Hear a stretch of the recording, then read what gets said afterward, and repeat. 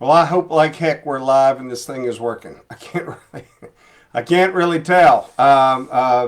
We had another little snafu, which is 100% on my end, about when and how we are trying to coordinate between Zoom and trying to merge our Facebook pages of what has been Christian History Today, along with our new Center for Christian History. So bear with us, anybody who might be floating around out there watching as we're watching and presenting. But certainly for those who are watching this on YouTube, I hope like heck we have edited all this other me not doing a great job out of our learning time today. So hi, this is Nick Walters. I am the founder and the kind of director, if you will, of the Center for Christian History at Mississippi College. And you are watching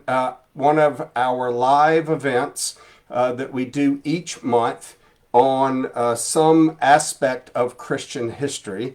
And currently we are in the month of December. So we thought, what a great time to be able to talk about what are known as Christ myths, right? What history is telling us about various Christmas traditions. So thank you for joining us today as we go through this myriad of slides that I'm going to discuss today on a couple of different pieces and parts.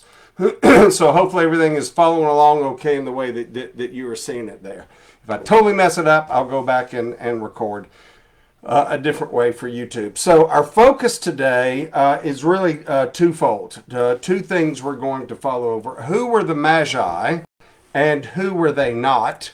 And then also, when might be the birth of Christ? So let me just say this as an opening statement, as kind of the way that things are rolling. Typically, this is something that I teach in my ongoing Sunday school classes. And so we've used part of the history and some of the background to tell part of a Sunday school lesson.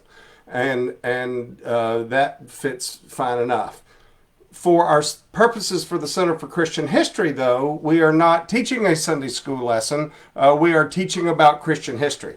So I've had to kind of back in from a different way, even though we use Scripture as part of our reference, as we always will, during and using that as when can be and need be for the Center for Christian History. So bear with me if I go off into Sunday school mode more than history mode, but hopefully that won't make too much of a difference. But two things in particular we want to focus on because it relates to what's going on with Christian history are that just exactly who were the magi, who they were not, more than likely, and when might be the birth of the church, the birth of Jesus Christ. So for those of you who may not be joining us later in our life, know that this is brought to you by the Center for Christian History, which is headquartered at Mississippi College in Clinton, Mississippi. Our website is there, centerforchristianhistory.com.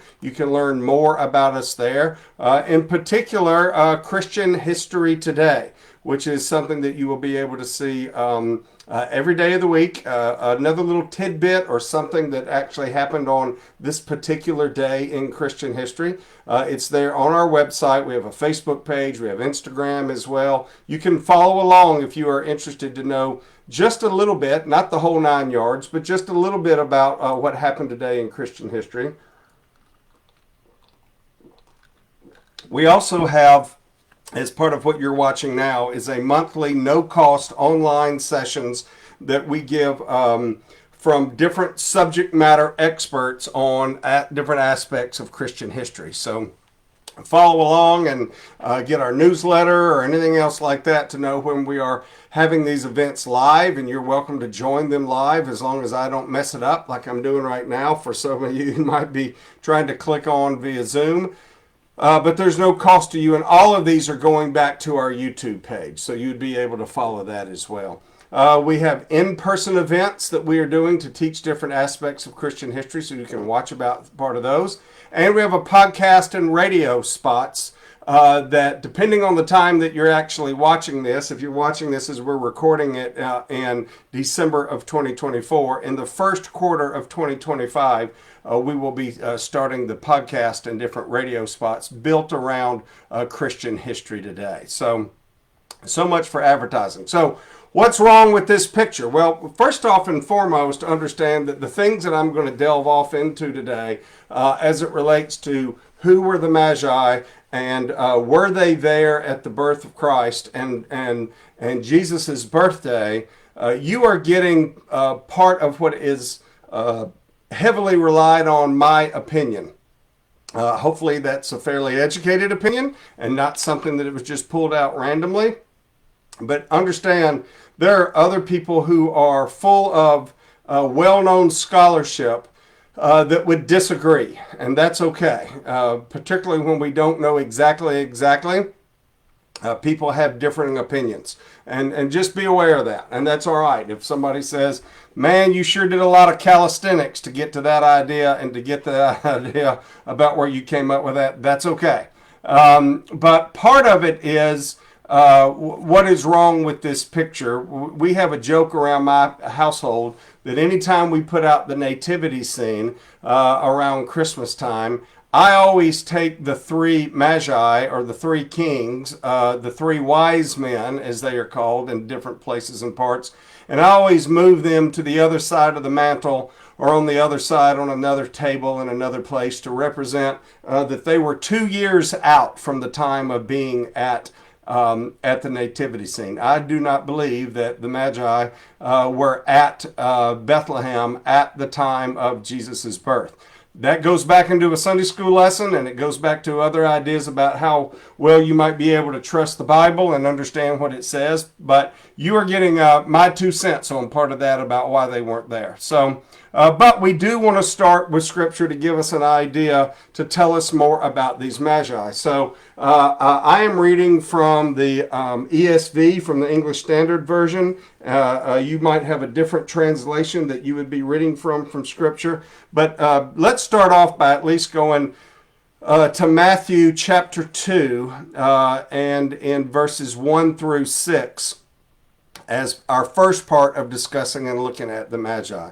Remember that the book of Matthew is written to the Jews of that time frame by Matthew, who certainly had his Jewish creds as being a tax collector.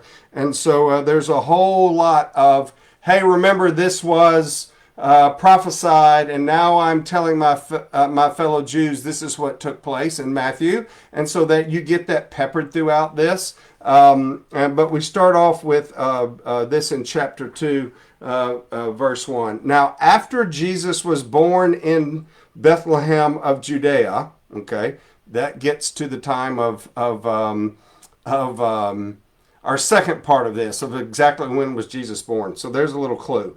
After Jesus was born in Bethlehem of Judea, in the days of Herod the king, behold, wise men from the east came to Jerusalem, saying, who is he who has been born King of the Jews? For we saw his star when it rose, that's important, I think, and have come to worship him. And when Herod the king heard this, he was troubled, and all Jerusalem with him. And assembling all the chief priests and the scribes of the people, he inquired of them where the Christ was to be born.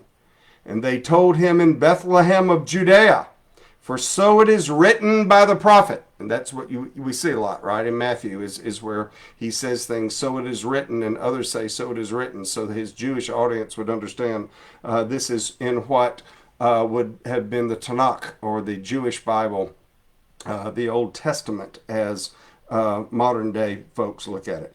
And you, O Bethlehem, picking up in verse 6, in the land of Judah, are by no means least among the rulers of Judah, for from you shall come a ruler who will shepherd my people. All right, so let's jump into some of that so that we understand kind of what we're talking about. What are the magi? What are they exactly? Wise men, magi. Well, the term in the Greek that you actually would pull from that verse is the word megos, all right? And the word magician comes from this same term, these same words. It's only used 5 times in the entirety of the New Testament, twice in Acts. When it's used, it is specifically there to describe magicians. And these were magicians that the apostles and the missionaries would have run into as the church was being developed.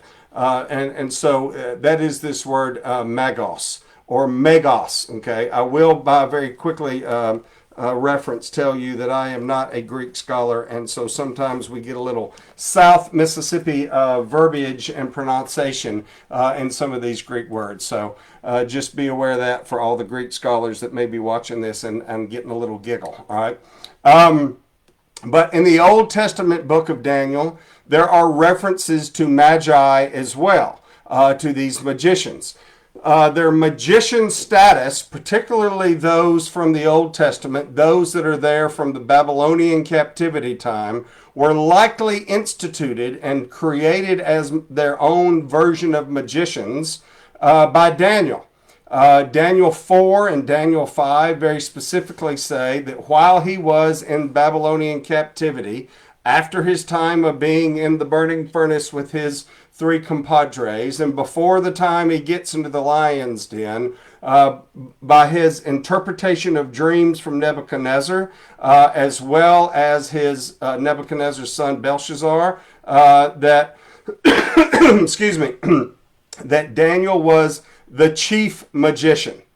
And so during his time of being chief magician, there is a very strong school of thought, one that I believe happens to be true, that Daniel instituted this whole network of people who after him would become these magicians, these magi, these wise people who maybe or maybe did not have the ability to interpret dreams as well as Daniel did, but they certainly could pontificate things, and they could get an idea of what was to come.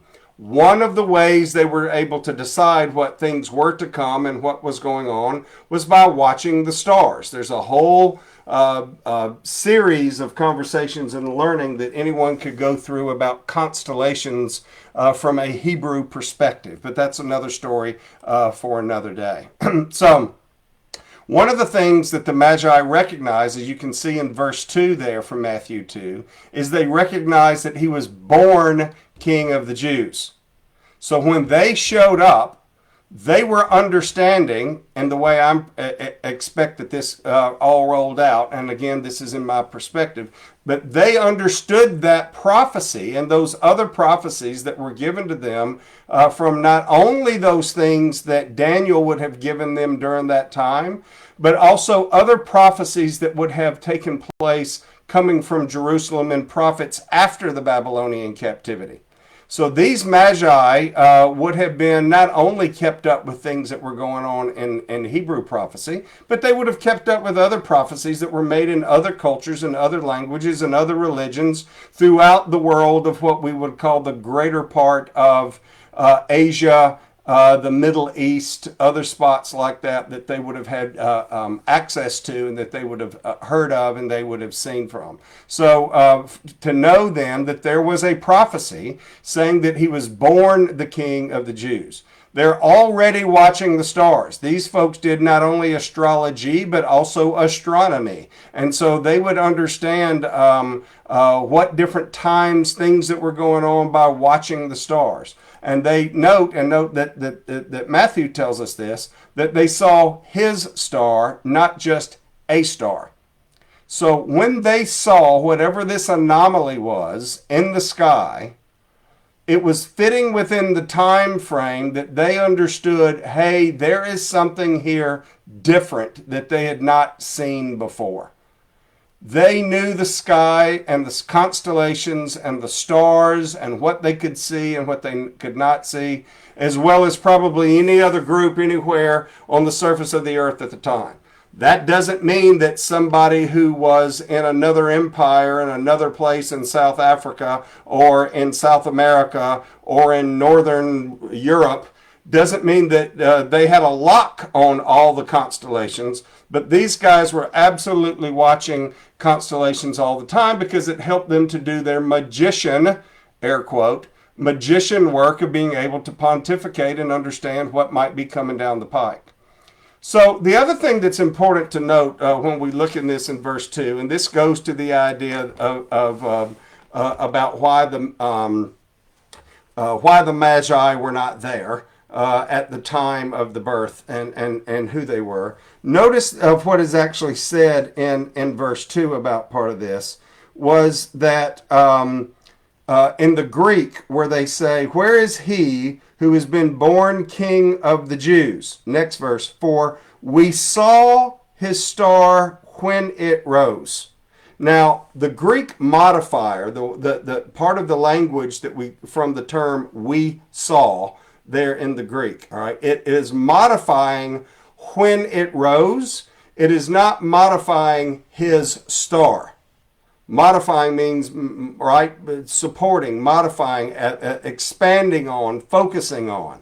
So when they say, we saw his star when it rose, the modifier is not on his star. It's on we rose, which means it's modified by saying, we were in the east when we saw it rising. We were somewhere else.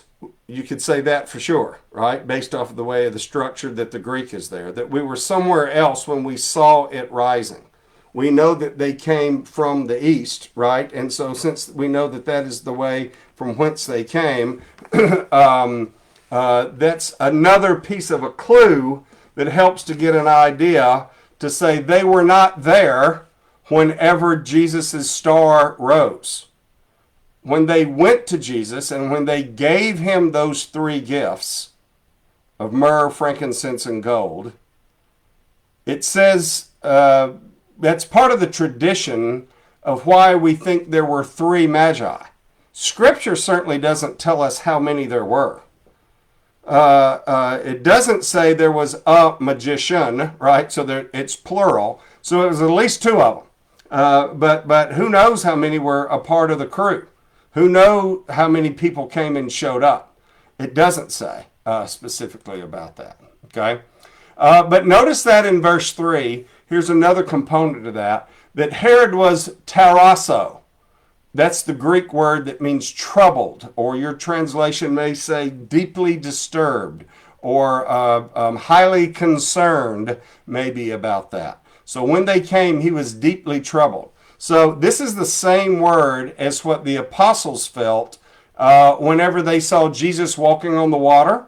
It is the same word that describes what Zechariah, John the Baptist's father, who we'll talk about a good bit here in a moment, that John the Baptist's father, Zechariah, felt whenever he was administering priestly duties in the temple. When the angel Gabriel appears to him and tells him, Zechariah, that he and his wife Elizabeth are going to have a child after being barren their entire marriage, that he's actually going to have a child in his old age. It's the same word. So think about that you're minding your business, sitting in your lazy boy recliner, watching reruns of, As the World Turns, and a angel shows up there in your den. You were tarasso, okay? You were deeply troubled, deeply disturbed. You didn't go, oh, excuse me, could you move a little bit to the right? I can't see the screen. In our modern day vernacular, we might even say, man, they were freaking out, okay? Whenever Herod was. The other thing is, and this is the hyperbole that Matthew uses, we have different uses of scripture, different uses of language all throughout the Bible, and hyperbole is one of those that we would see. So Matthew says that all Jerusalem was tarasso as well. But there were plenty of people besides just Herod himself. The first reading of this, or some readings of this, might say, well, yeah, Herod was concerned, and he was concerned, because there was some other guy who was supposed to be king of the Jews.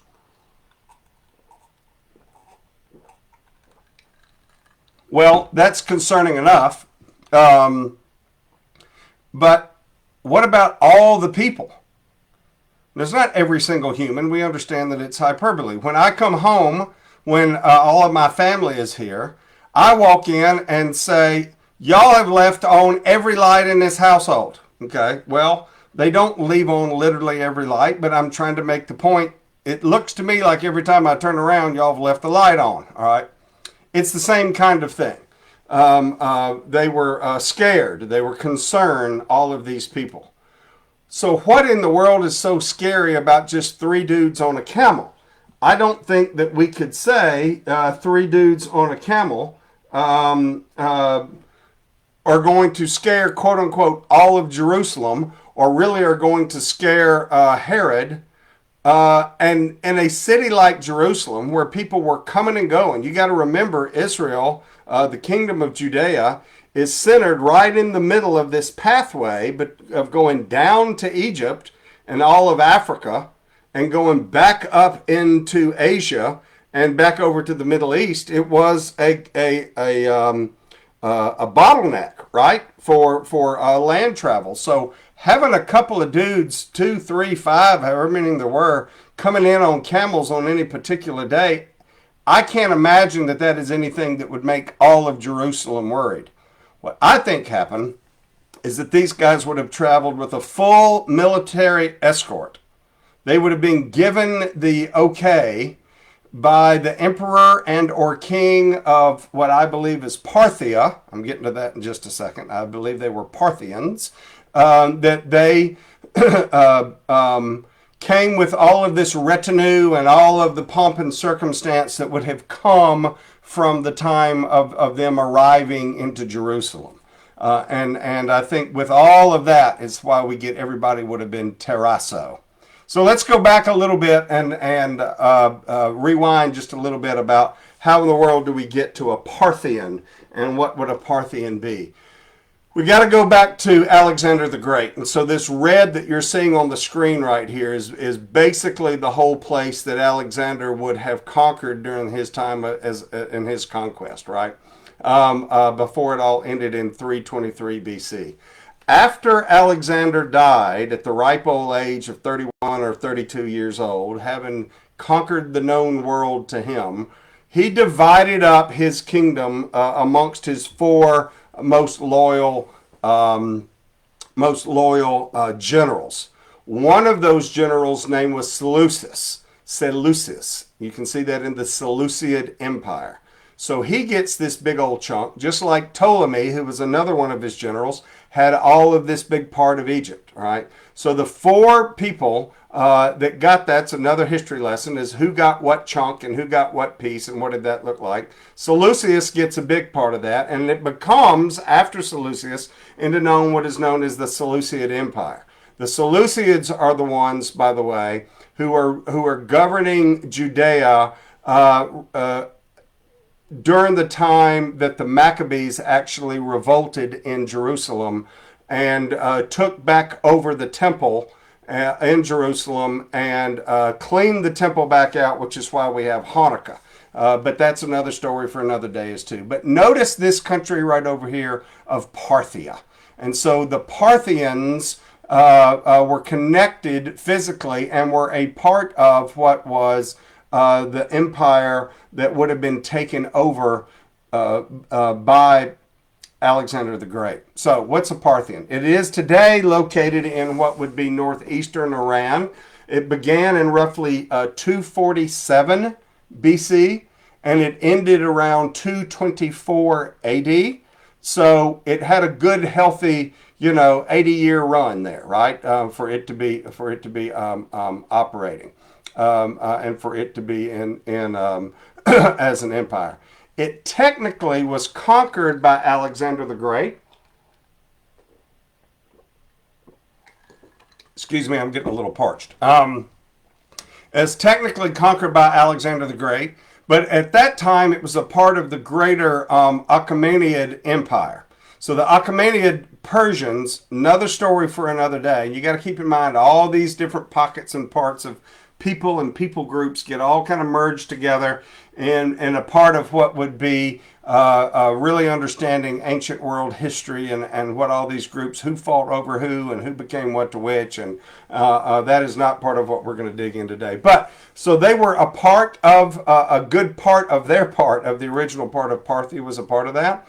So for that reason, they had this mix of Persian that came from the a part of the Persian Empire, but also the Greek, or the Hellenist, as it's often called, the Greek Empire, of culture and language and different influences, that they were this melting pot of kind of these two cultures that would have come together.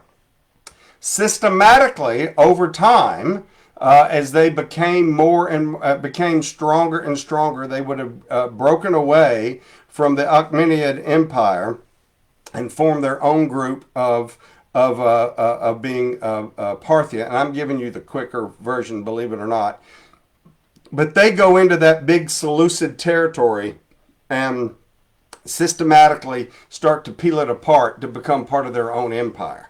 They controlled much of what was then the Silk Road. There's another Silk Road, right, that we know about from the 1400s that Marco Polo is going back to China to trade. But before all that, particularly with the Han Dynasty of China, there still was a Silk Road, and I'll show you a map here in a minute of that. But they also controlled Babylon during this time, that the Parthians, as they were taking territory away from the Seleucid Empire and becoming the Parthians themselves. And so they incorporated a lot of the work of these Babylonian magicians, and they had a good bit of influence within the Parthian court.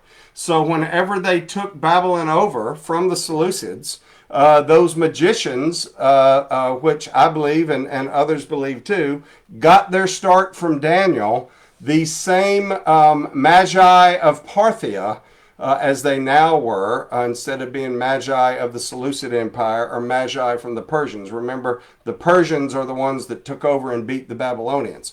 But that's even further back history. So they were still around, and they didn't get rid of these magicians because these magicians could tell people things. I don't know exactly what it all looked like. I know there are scholars that do. Unfortunately, I'm not one of them. But there was still plenty of magic work going on within the empire at that time. So this gives you an idea about 1 AD, which certainly would have been during that same time period of what the Parthian Empire looked like. So it's here in the dark green that you're seeing. All this parts that would have been the part of Iran and Iraq and part of this. But it stops right over here when it's bumping up against the Roman Empire, which is what we'll talk about here in just a second. But you can also see then down here where they would have gotten a hold of what was going on from Babylon, and that they would have turned as a part of that Parthian Empire. So it's still around for another 200 years, after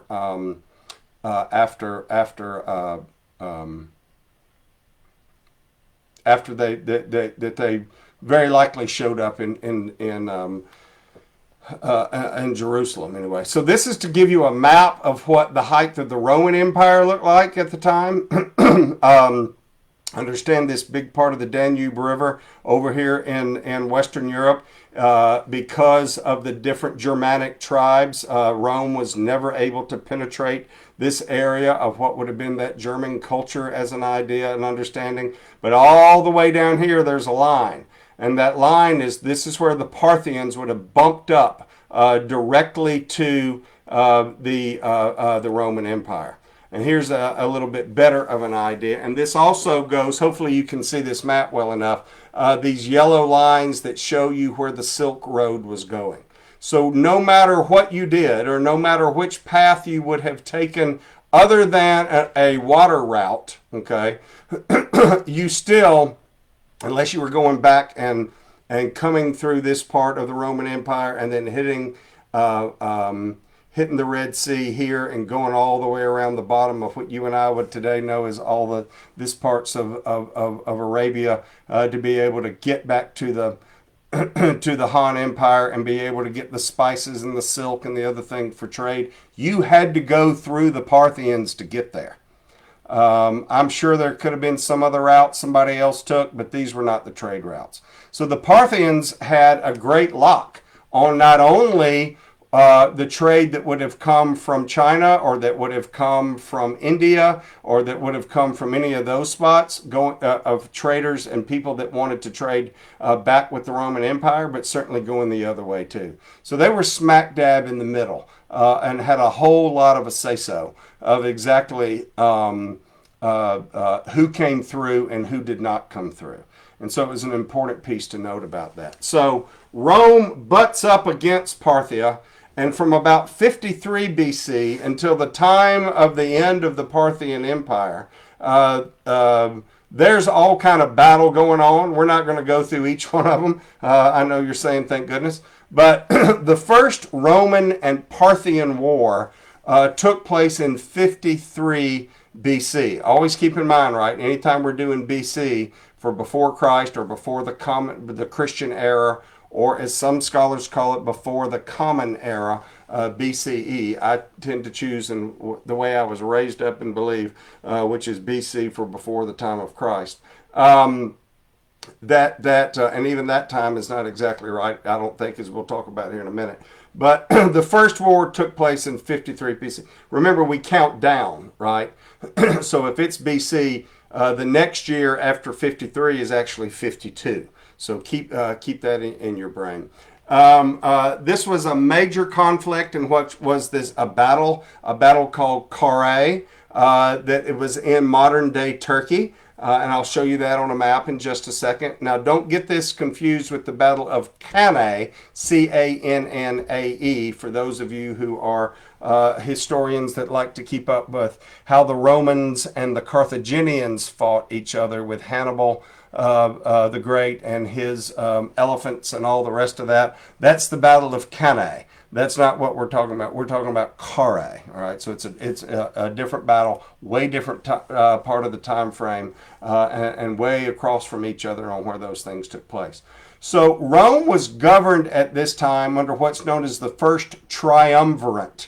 So when they tried to, as Rome was growing more and more, one of the things that the Roman Senate decided that it would do is that the countryside was getting so big that we will divide this up to 3 different groups who all get their marching orders from the Senate, but they get to be this kind of hyped up governor slash president slash ultimate allied commander ruler of a military ruler who gets to govern these particular areas. And these 3 spots in this first triumvirate were Julius Caesar and Pompey and Crassus. Now, so Pompey is here. Pompey is this picture. This is Julius Caesar, and this is Crassus. Crassus was incredibly wealthy. As a matter of fact, some of you may ever have used that term or heard somebody use that term. Well, that lady's as rich as Crassus, okay? It meant for those of us who were old folks that she was as rich or he was as rich as Jed Clampett, and we might say today Warren Buffett and Bill Gates combined, right? That he was super duper duper rich. But he wasn't that great of a military leader.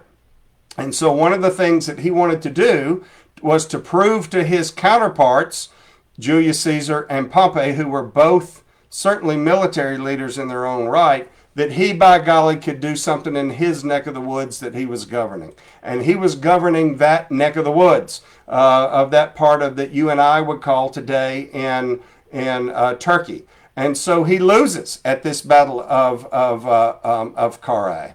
His son actually dies in battle while this goes on. So it's humiliating for him, but it is a pretty serious head bump with this Parthia, these folks from Parthia, as well as it was getting into people's pocketbooks because of their control of this Silk Road. So that's one of the first times that the Parthians and the Romans butt heads. Later, during the time of the second triumvirate, which we'll look at here in just a little bit, both Mark Antony and Octavian, who is Julius Caesar's nephew, before he got that name Augustus Caesar, which we'll get to in a moment as we talk about the birth of Christ. They both, in different leadership framework, both tried to push the Parthians back in a whole series of conflicts that lasted for about a dozen years, but they were not able to do that, all right, by governing Rome. Keep in mind, too, that Herod the Great, as in the Herod the Great whose name we just read, who was obviously the one that we know of from the excuse me. If I knew how to mute it, I would do it.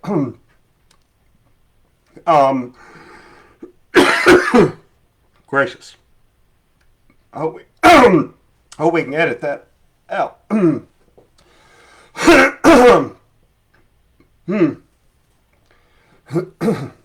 There's bound to be a mute button.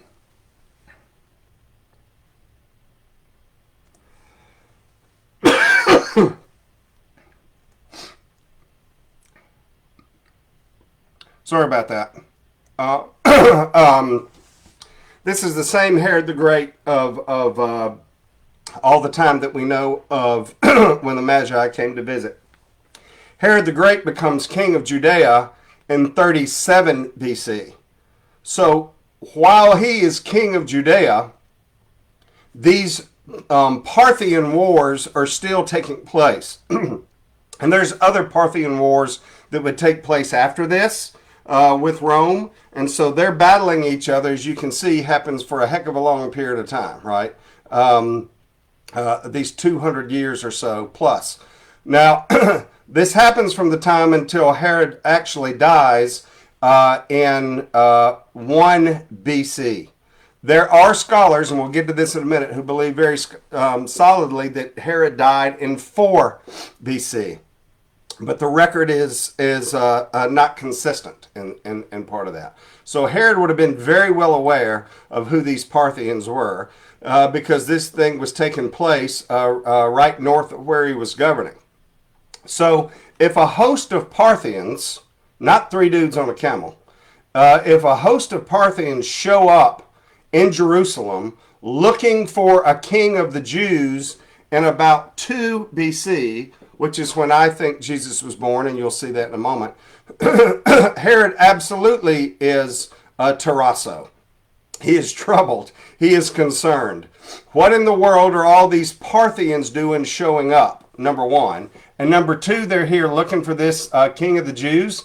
I'm super worried about that, right? I mean, so Matthew tells us, right, that he continues on to say one of the things that Herod does is he consults all of the Jewish knowledge brokers, right? He gets the scribes and others and says, hey, what does prophecy say in your Jewish literature about where this king of the Jews is to be born? And if you recall the story, they tell him it's in Bethlehem. And so he sends a crew down to murder all of the boys that would have been of that age.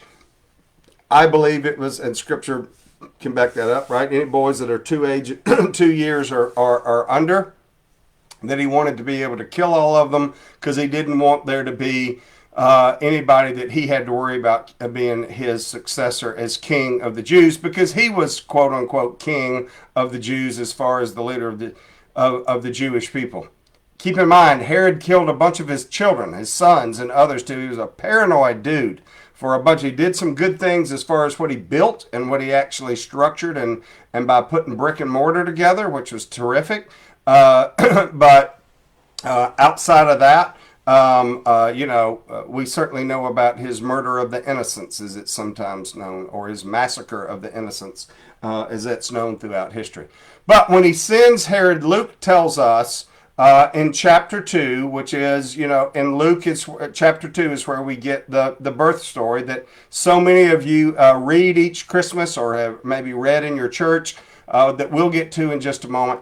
But Matthew says that Herod sent them looking for a paidion, okay, which is the Greek word that is used here for a child, and not a briphos, which is a baby. Luke says that it was a briphos. Luke tells us in Luke chapter 2 that the shepherds did not find a paidion swaddled in the manger. He was a briefos, a baby that was there. Now, these aren't, things that are lighting up everybody's fire all at once, but it's kind of a collection of different components and pieces that add to the point that the magi were not there at the time of the birth of Jesus, that he had been 2 years old. Remember, the star rose. They saw his star. They still had to get all their stuff packed up and hoof it from Parthia, however long that took, to be able to get to the place where Jesus was. And wherever he was, whether he was back in Nazareth or whether he was actually in Bethlehem, I believe he was in Nazareth, and that's why they had to, Joseph and Mary and Jesus had to hoof it out of there and get and get over to Egypt. But there are little components and pieces that help us to think through that. All right, now let's move to the idea of when Jesus was born.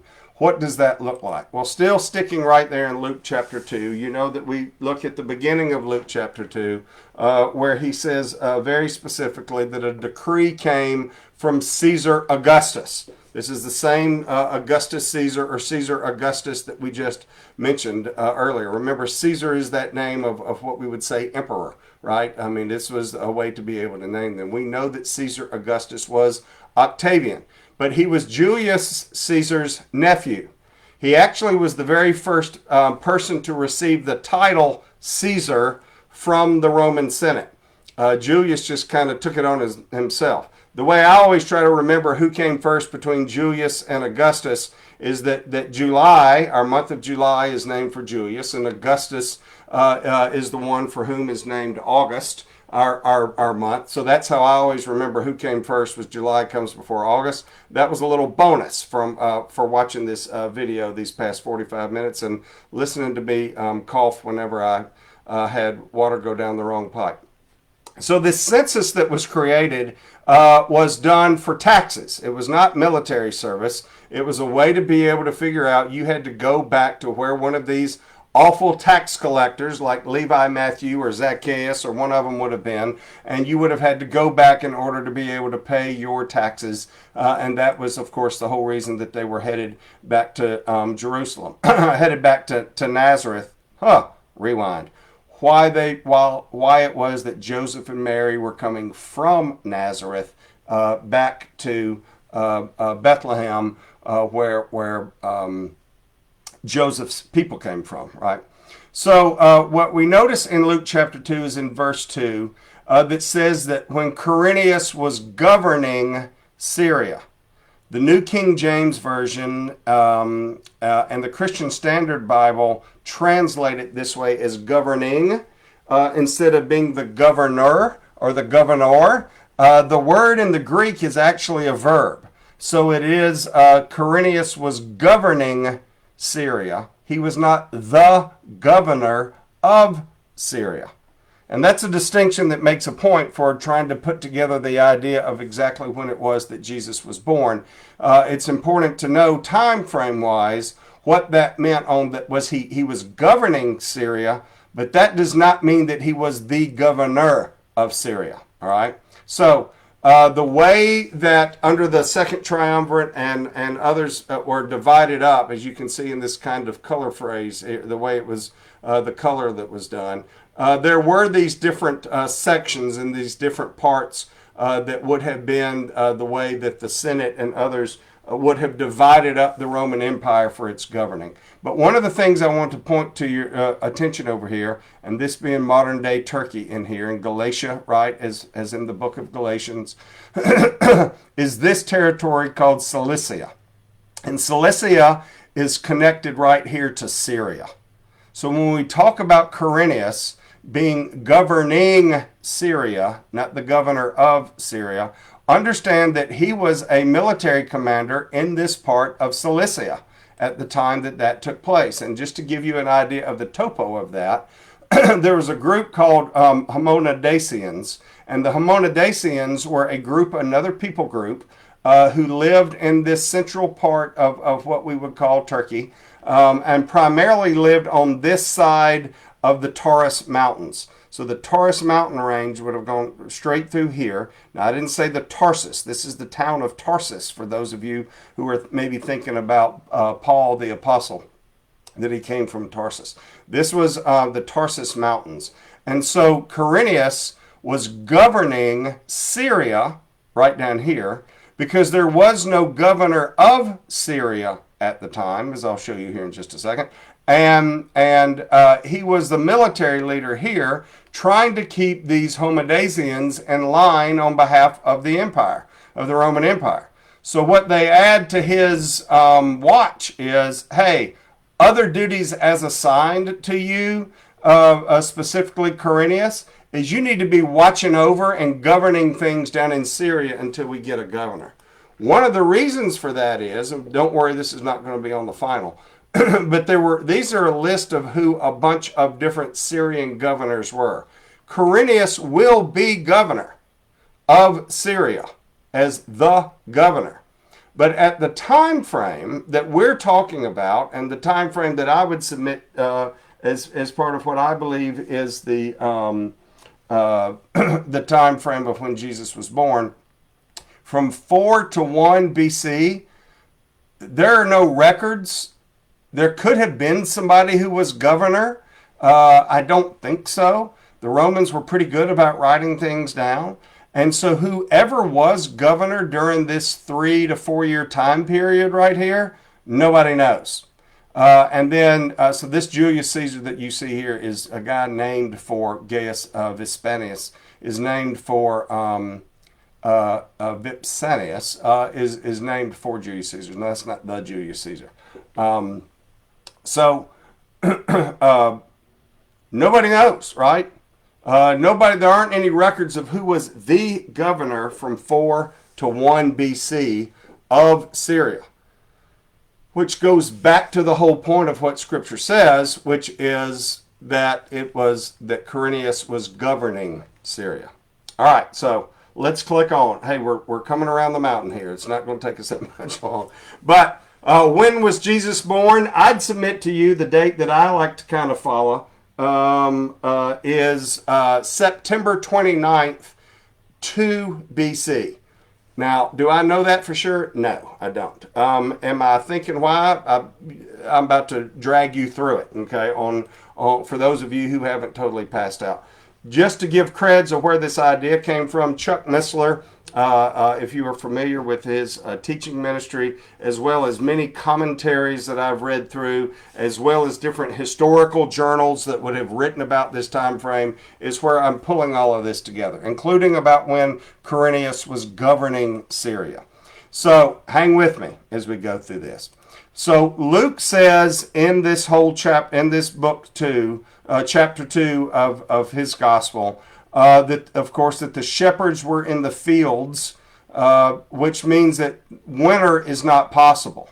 So the idea of October and November at the latest date of when Jesus could have been born, because it starts to get too cold and there's not any grass out there for the sheep to eat. So it totally goes away with December 25th, which you know is another story for another day about how that was actually adopted during the time of Constantine around the Saturnalia, which was a pagan festival. And there's all kinds of pagan festival stuff that we incorporate into the story of Christmas, including wreaths and Christmas trees, but that's another show for another day.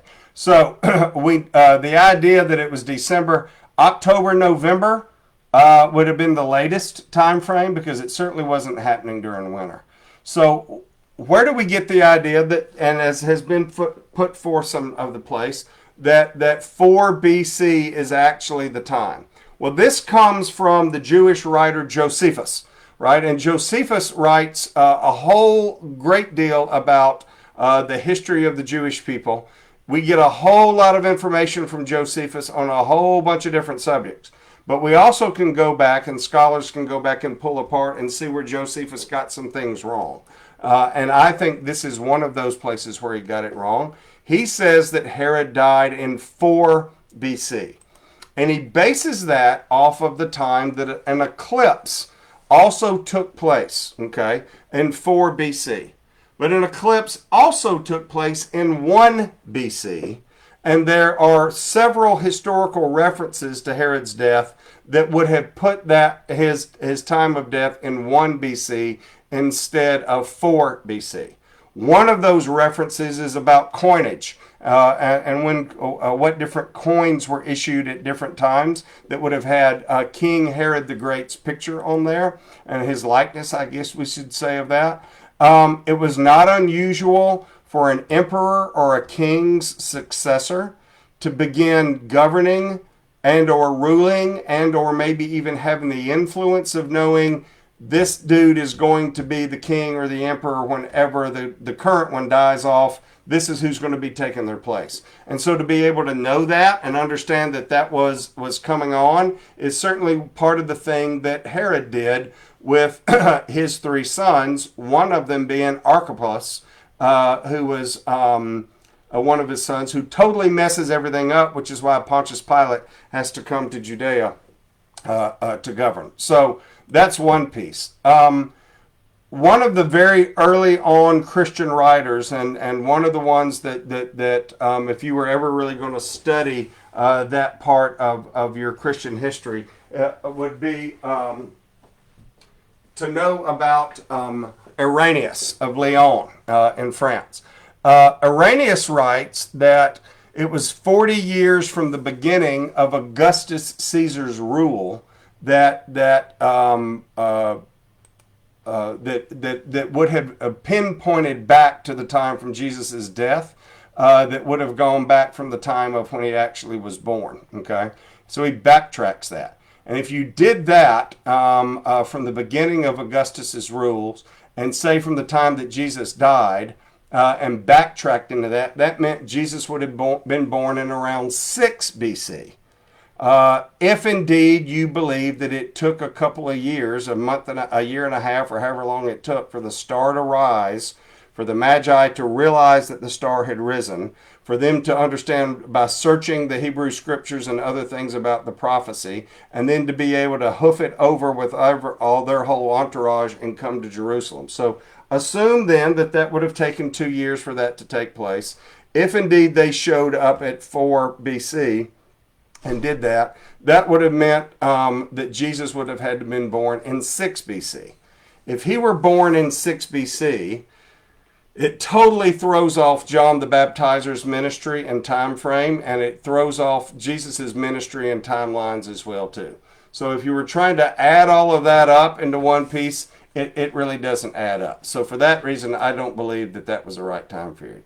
All right, so what about 2 BC? Could that actually be in the place? Well, Tertullian, who was also an early on writer of Christian commentary, he's actually the person who gives us the term Trinity, which you are probably aware. The word Trinity does not show up in the Bible anywhere, but he is the one that uses that term Trinity.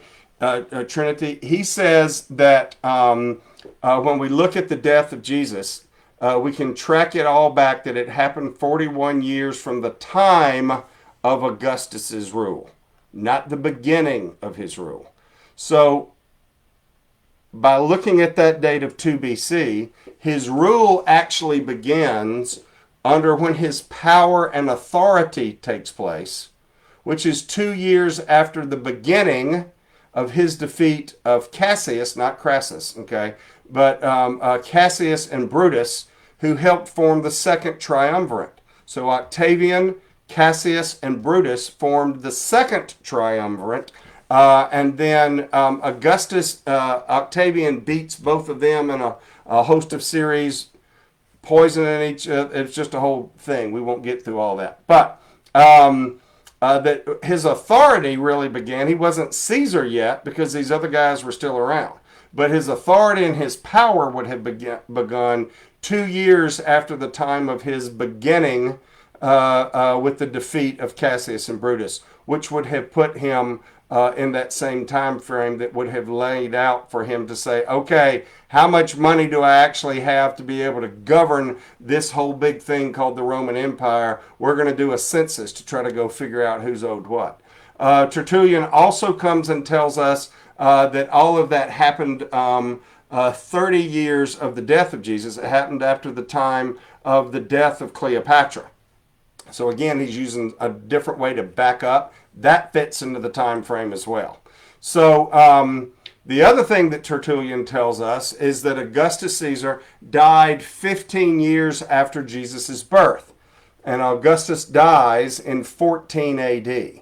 So that would then put the idea, 2 BC would fit within that time frame of exactly that 15 years after the time that Jesus was born, if indeed it was 2 BC, that 14 AD would have fit into that time frame. So the other person that has a lot of influence in this is Eusebius, and Eusebius is the father of church history. Eusebius says specifically there's other information that would put us to the 2 BC date. Hang with me, all right? One is that he references the course of Abijah. So if you look in 1 Chronicles 24, and you start to see how King David, is getting ready for the temple to be built. Remember, the Lord told David that he could not build the temple because he had too much blood on his hands. But Solomon, his son, was able to build the temple. But David put all the pieces and parts together, including paying for the land from the Jebusites on where the Temple Mount would be, which is still the same Temple Mount that is there today. But he put together the order of how they were going to do worship, and they called those a course. So it would have been a division, maybe in a way that we would say it. And he took from the Levites, he put out all these specific courses to say, of the people of X, you will go for a week. Of the people of Y, tribe, name of a person, right? Tribe, well, they all would have been Levites. But from this particular person, you will have been you will serve in the second week.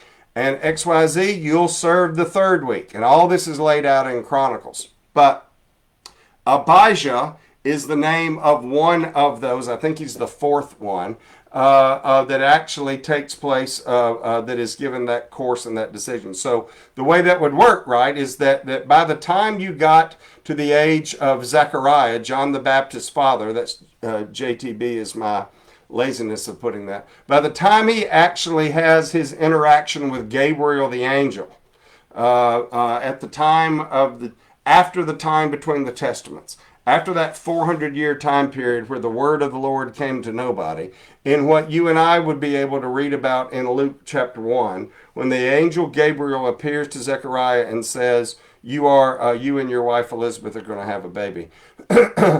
You drew lots. You drew different ways to figure out not only which of the other, you knew which course you were in, who you ultimately went back to as far as who was your ancestor, but whether it was your tribe or clan, by the time it got down to you, these old things would be all laid out, and then you were able to draw lots to figure out who was actually going to be able to serve in the temple. There were thousands of different priests who were running around in first century Jerusalem and trying to decide who was going to actually be able to do the priestly duties that particular week. It was a big deal. And so, but Zechariah would have known about all of that. Well, the other reference that we can use is from the Talmud, right? And the Talmud are these Jewish laws that are added to the Tanakh. The Tanakh is the Old Testament, the Protestant Old Testament, and the Jewish Bible of the Tanakh, remember, are the same books. They're the same words. They're just put together in different order. So if you go back in the Talmud is above and beyond that, not in authority, but in able to kind of help to interpolate what is going on in the Tanakh, which is the full part of the Old Testament. As well as Josephus, both the Talmud and Josephus both say that the temple, all right, this is the third temple, this is Herod's temple, that it was destroyed on August the 5th, 70 AD by the Roman Emperor Titus. And you can go back and see Titus's arch in Rome and them hauling off the menorah and the Ark of the Covenant and all of that too. Okay,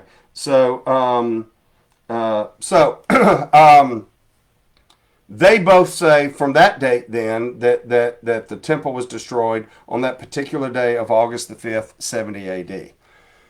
Both of those say that the course of priests that were ministering in the temple at the time of that it was destroyed was the first course. So maybe I got that wrong. Abijah may have been the first one instead of the fourth one. So I'm going from my memory and not from what I'm looking at, which is a little dangerous. But you can look that up. Okay, as we say, it's in the Bible. You can check it out. But they both say that when the temple was destroyed, the first course, Abijah's course, were the ones who were actually ministering in the temple when it was destroyed. And if you work back from there using the Jewish calendar, here's some more calisthenics, okay? If you work back from there using when that first course was, using the Jewish calendar, which you know is different than the calendar that we might use, but using that backwards from that, you would see that Zechariah was indeed ministering on the week of July the 3rd, 3 BC. So Zechariah would have been in the temple when Gabriel appeared to him in July of 3 BC. So what does that look like? Well, if we assume then that Elizabeth, Zechariah's wife, John the Baptist's mama, would have been a typical 280-day pregnancy from the time that Zechariah heard about it in the temple that day in July, that means John the Baptizer would have been born somewhere around April 19th or 20th, within that range, in 2 BC. I like to say April 19th because that's my wife's birthday.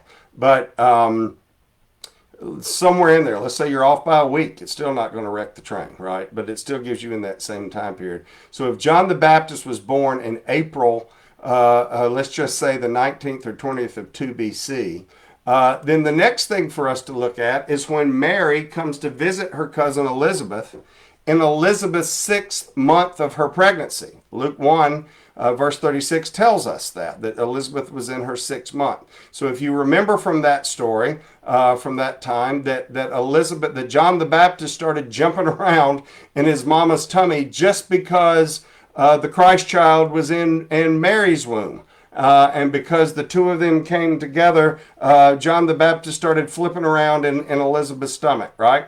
And so if that's the case, then Elizabeth's 6th month would have been in December of the 4th week of December in 3 BC, for him to be born in April of 2 BC. So if we assume also then that Mary had her typical term for her pregnancy of 280 days, when she was well enough along to be able to be seen to be with Elizabeth then in the 4th week of December of 3 BC, then from that time, of the time she was with Elizabeth, again, we don't know exactly, but if that was the case, then she would have gone her 9-month worth of term for being able to birth Jesus. And that would have put her right at the time of Rosh Hashanah that year, which is when the Jewish New Year would have started. And that Jewish New Year started on September 29th of 2 BC. Now, some of y'all are going to feel like you've just run a marathon of, oh my gracious, okay? I get it. But hopefully I've covered that well enough to know that I'm not promising this is the super duper absolute truth. But it's at least what I think has happened. So how does all that fit to history? How does that fit to what's going on within the Jewish nation? What's going on within who the different people were of when Herod actually ruled, and who the Parthians were? All of these things fit in to the whole idea of some Chris myths and what history may very well tell us about some of our Christian traditions. So if you want to reach out to us, there's our email address, cch@thecenterforchristianhistory.com. There's our website as well. I hope that you enjoyed this time for us to be able to have this ongoing learning session. Keep up with things that are coming up in the future. We've got several things lined up over the next couple of months that will show a whole bunch of diversity of different ideas and thoughts as it relates to Christian history. Thanks for your time.